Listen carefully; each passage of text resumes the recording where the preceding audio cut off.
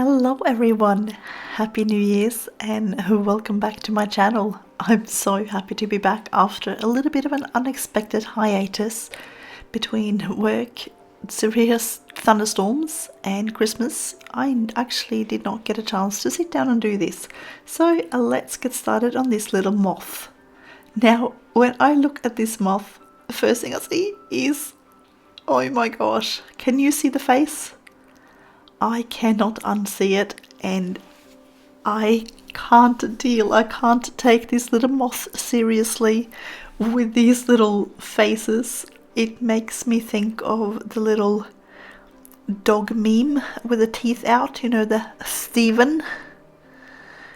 If you've seen that one. So I'm going to go in with my Sakura Gelly roll and I'm going to remove these little lines. And hopefully I can take this little moth seriously and give it the attention it deserves without cacking myself. So I'm just going to get started just removing a few of the little lines. I'm not sure yet whether or not I'll keep some of the circles. Just taking that first line off is helping a lot already, but I think I might have to at least remove some of those circles because they kind of still look ice to me. What do you think?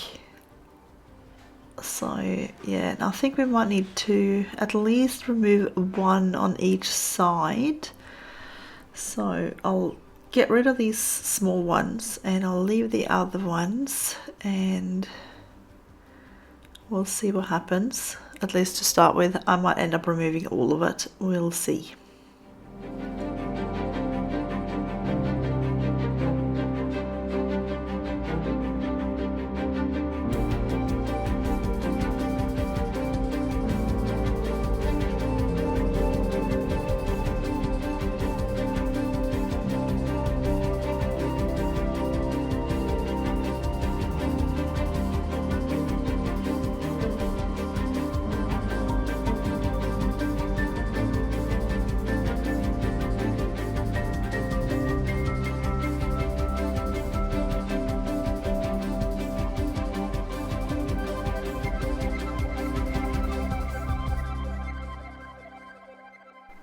Alright, I think I'm going to leave it like this for now and I'll start colouring it in and then we'll see what I end up doing. I might still remove those little circles left, but I think I'll leave that little scalloped edge there because without the eyes it doesn't look like teeth.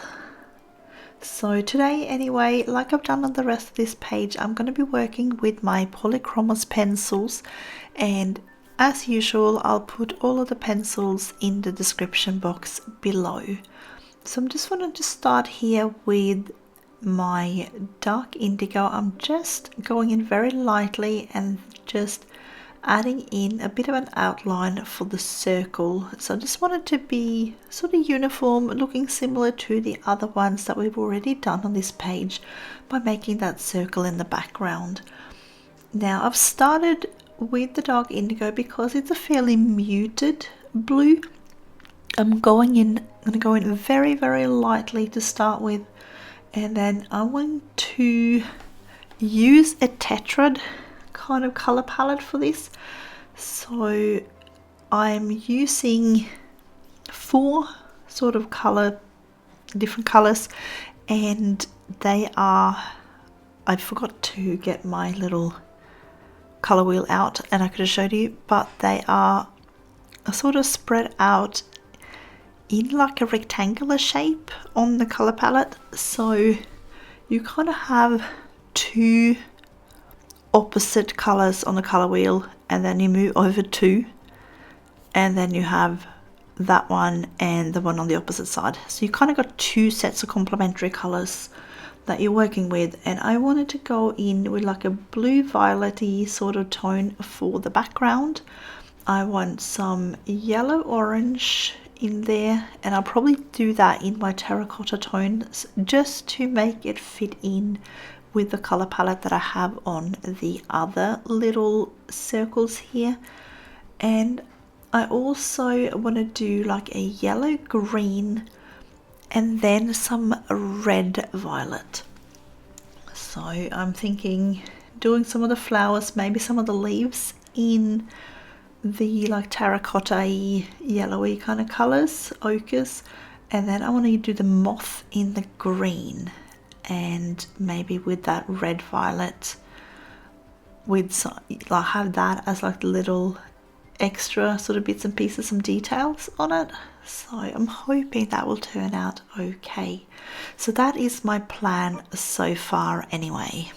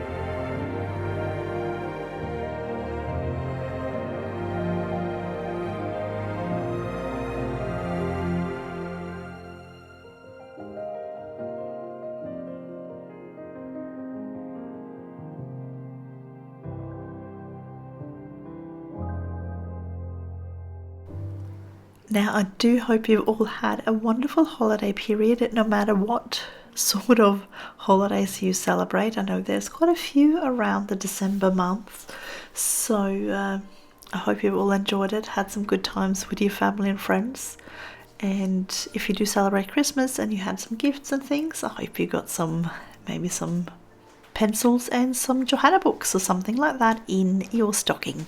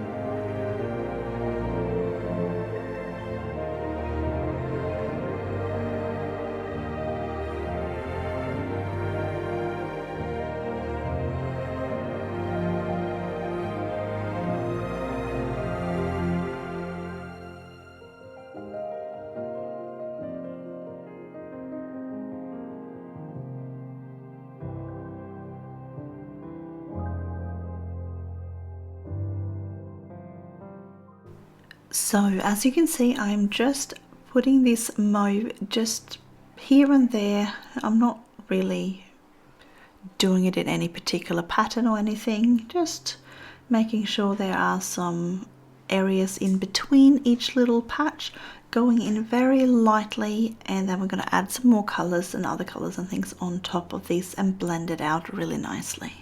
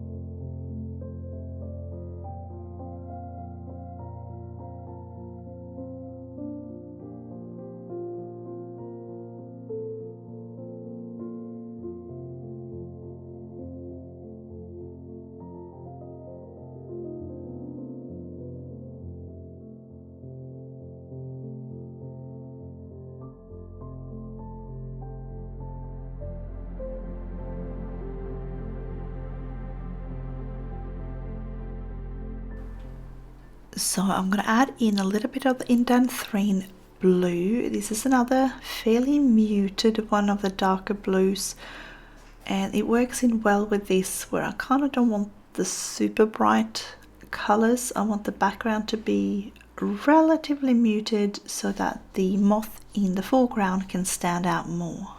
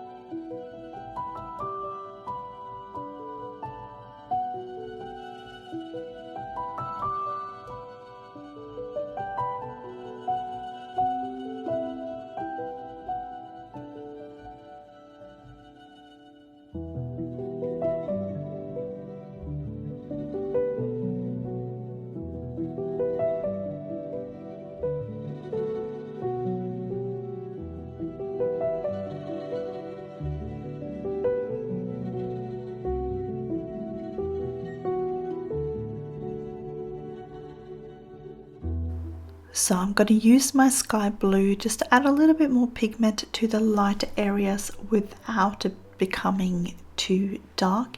There's sort of a good way to blend it out a little bit, although I'm not doing this very hard. I'm just bringing it in just like a little bit of pigment and layering it over the top just to get a bit more color, but without going too overboard, if that makes sense. It just gives us still that bit of a highlight and that we have that difference between our lights and our darks.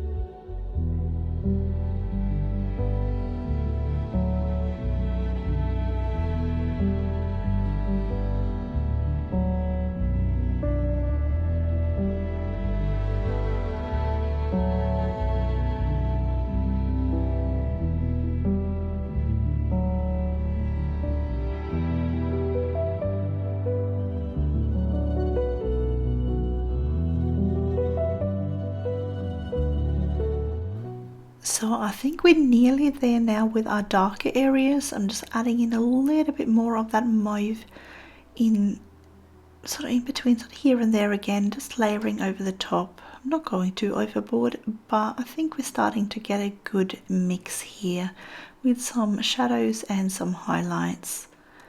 And once I've just done this color, I'm going to get started on the moth.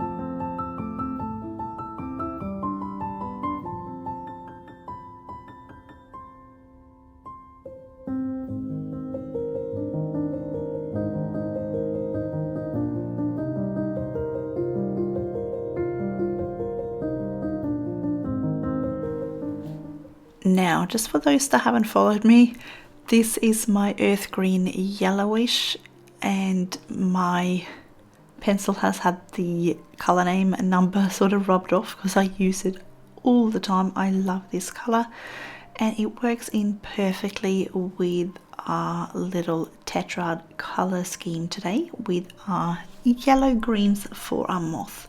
So this is going to be my base layer for all the green areas, and then I'm going to layer in some permanent green olive and some chrome oxide, chrome oxide green on top of that. And I'll probably use a little bit of my dark indigo for shadows if I need it, but we'll see. Maybe the chrome oxide green will be enough as well.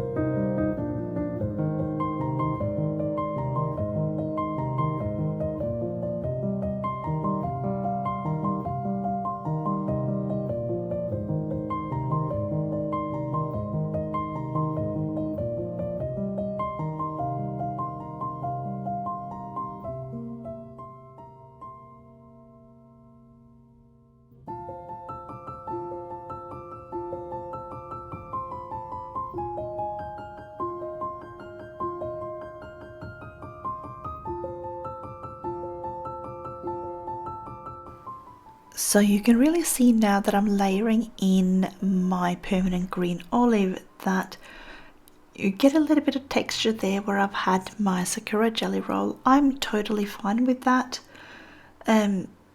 If you didn't want those sort of areas, you can always, instead of Sakura Gelly roll, you can use something like a acrylic paint very, very thinly. That would help as well.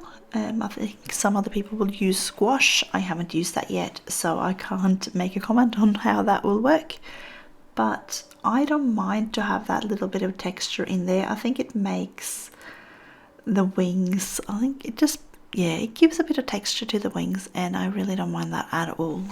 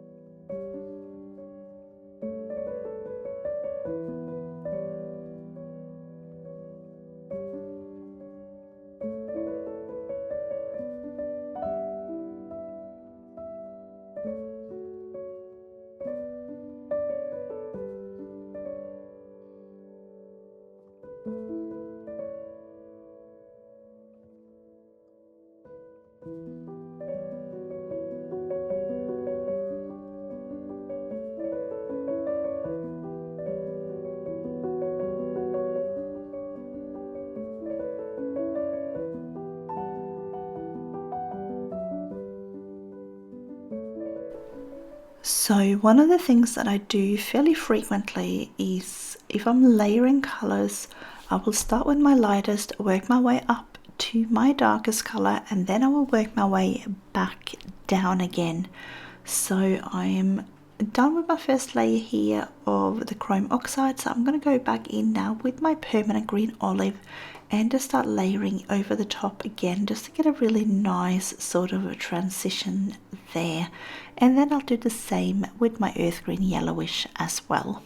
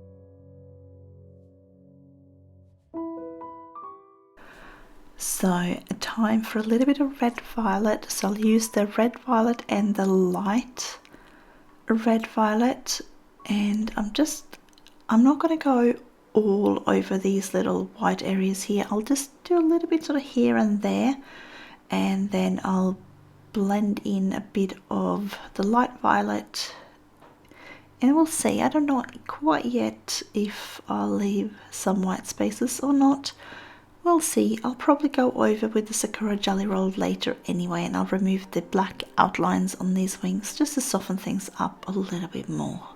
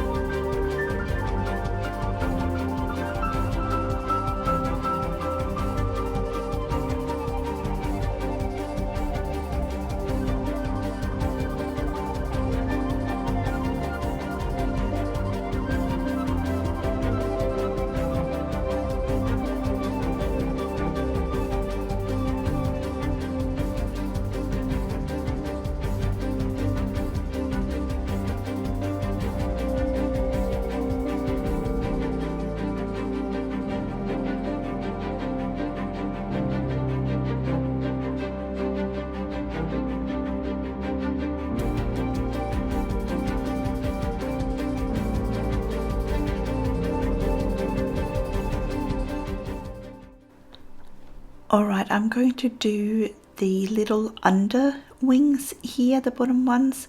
I want these a bit more muted, so I'm going to go in with some brown tones first. starting with the Bistre here up the top, and then I want to go in with some burnt sienna, and I'm also thinking of using some Caput Mortuum violet, and we'll see what else I'll end up using in there. I still want those little bit of violet tones in, but I don't want them as bright as on the top there.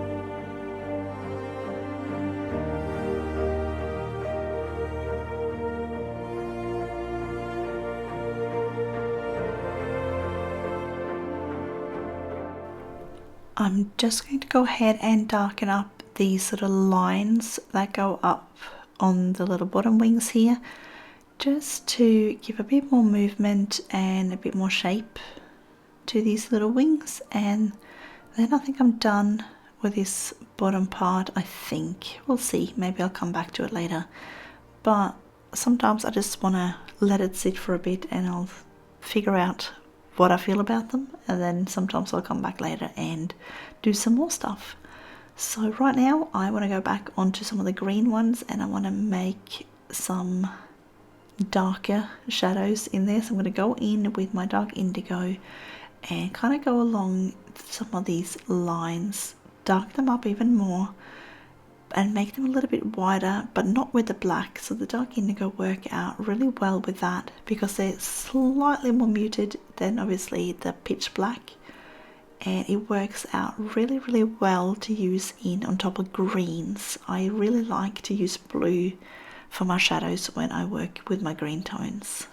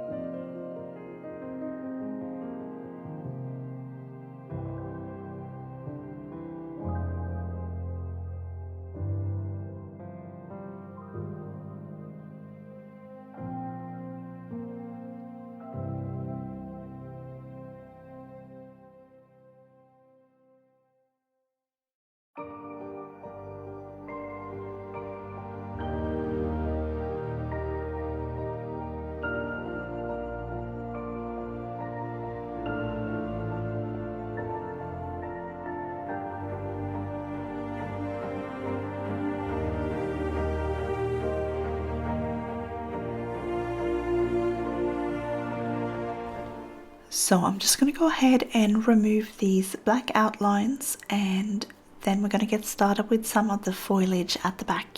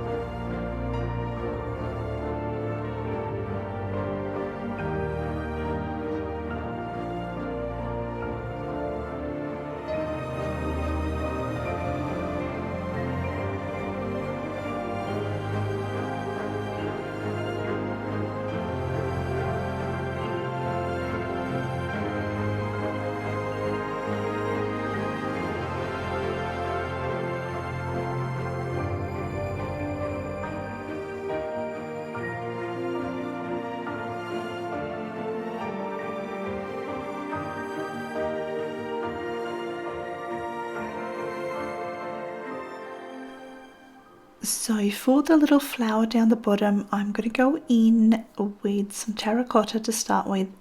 I'm starting from the inner part of the petal and working my way out. I'm not going all the way out to the very edge. I'm sort of leaving a little bit of a lighter area and releasing my pressure as I'm working my way out. Again, you can see I'm not going in hard at all, but I'm going very, very light when I get to the outer edges. And I'm then going to go in with some of the dark Naples ochre, and then I'm going to go over the top with that. And I'm also thinking I might use a little bit of the India red, because I got so many yellow tones in there. I can afford a little bit of red just to get a little bit more of a darker orange tone on top, and just use that on, I think, the little line that runs from the center out. But at the moment I'm just going to layer in until I'm happy with the saturation, and then we'll kind of go in with the details in a little bit. And I'll probably use, I'm thinking for the little center, I'm just going to go in with that burnt sienna that I used for the moth as well. I do like that for sort of little flower centers that often are quite dark, so I think that will work out well. I'm just going to leave a little bit of a tiny highlight just on the top left there.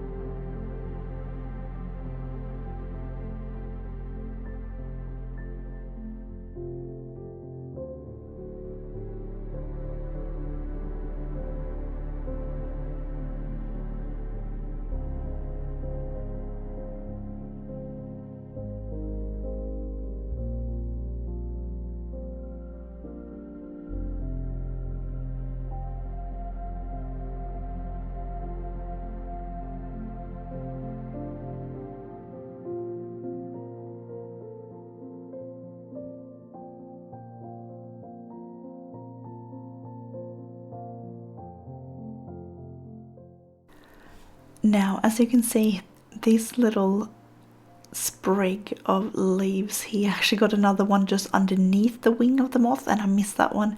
I'll do that one later on, but you can do it now, just exactly the same. Now, I did end up doing these two middle leaves in this sort of red violet, and I kind of instantly regretted that. I probably should have gone with the same terracotta and ochre Naples yellow things that I had before, just to make it a little bit more contrasty for the background.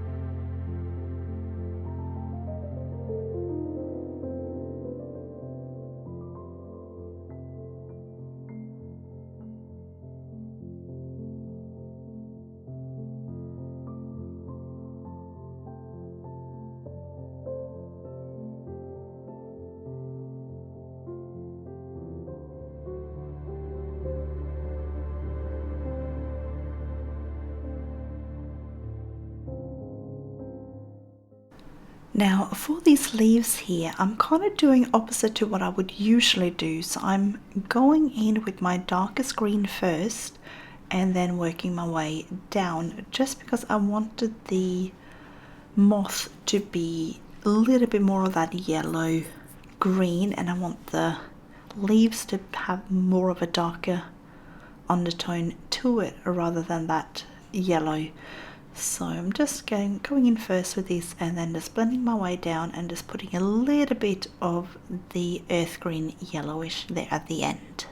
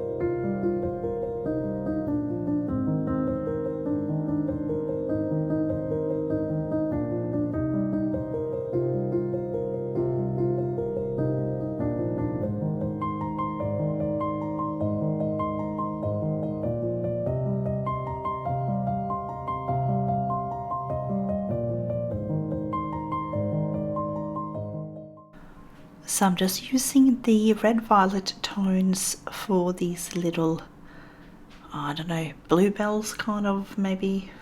Not sure if that's what they are, but sort of similar to that. And I did forget to do those little tops on top of them there. They're meant to be green. I completely forgot to colour those in, but you can use your dark green, like the chrome oxide green, for those if you want to.